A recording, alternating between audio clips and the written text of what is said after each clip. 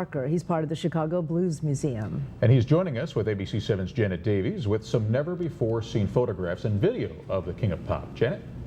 Well, Gregg Parker is a musician in his own right. He numerous other people. He has known Michael Jackson. He is also the founder and director of the Chicago Blues Museum, which is looking for a new home right now. But he has brought some archival footage that's very interesting. First of all, though, Gregg, where did you meet Michael Jackson? I met him first in the 60s. We were doing talent shows and we had the first recording from Indiana before Motown. It was a song called Big Boy that was on the Steel Town label, and we would play various places, the Metropolitan Theater, the Capitol Theater, the Regal Theater, with these talent shows. And that was the first time that I encountered him and all of his brothers. Later, in the 70s, we signed with CBS Records the same time that they signed with CBS Records, Epic Records to be exact. And Epic was too cheap to pay for a rehearsal studio for us, so we rehearsed in the conference room.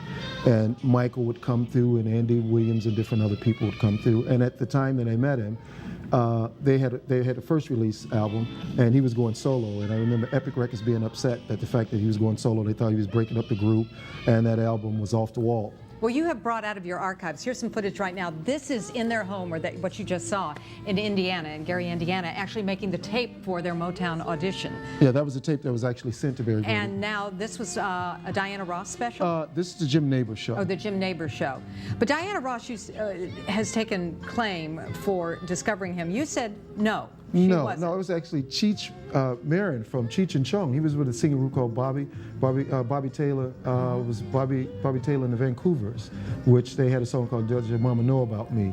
And they were the headliners of the show, and Jackson persuaded them to get in touch with Berry Gordy. Now, you also have a home video that was done at Neverland. Right. That really no one probably has seen. Now, why did he do this home video? From time to time, different musicians like Ray Park and Ollie Brown, they had a studio at the house, and they would hang out. And it was just different film footage, and I would just get a hold of things. You know, they would give them to me because I was already doing the museum before I was doing the museum. And we had a lot of rare. This is actually at Neverland. We had one at Bubbles, but I thought the llama would be more interesting. Now, you also have some great footage of Michael coming on stage at a James Brown concert in Los Angeles. Yeah. And they knew each other way back when, right? The Jackson 5, when they had the first record, was on the Regal Theater with James Brown. Actually, Purvis Spann was the one that promoted that show. And the Regal Theater, by the way, he played that. You are also involved at the DuSable Museum with a very special exhibit about the Regal. We have an exhibit about Bronzeville and the Regal Theater and the Club de Lisa and the history of Chicago blues. It's very extensive, and you can see the seats, the terracotta, the ledgers. Everybody ever performed at the Regal and at the famed Club de Lisa. I wish you could see right in front of us right now. You brought some dolls, some T-shirts from their Jackson 5 television shows. You've got some great stuff. Some great stuff. Actually, the doll sings. Oh, well, oh, it does. Put it up to your microphone.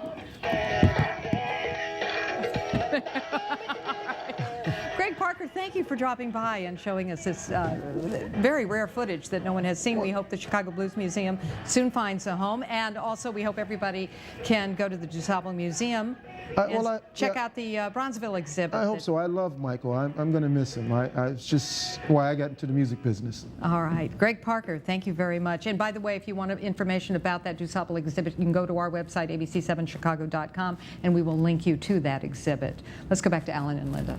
Some great memories for Gregg.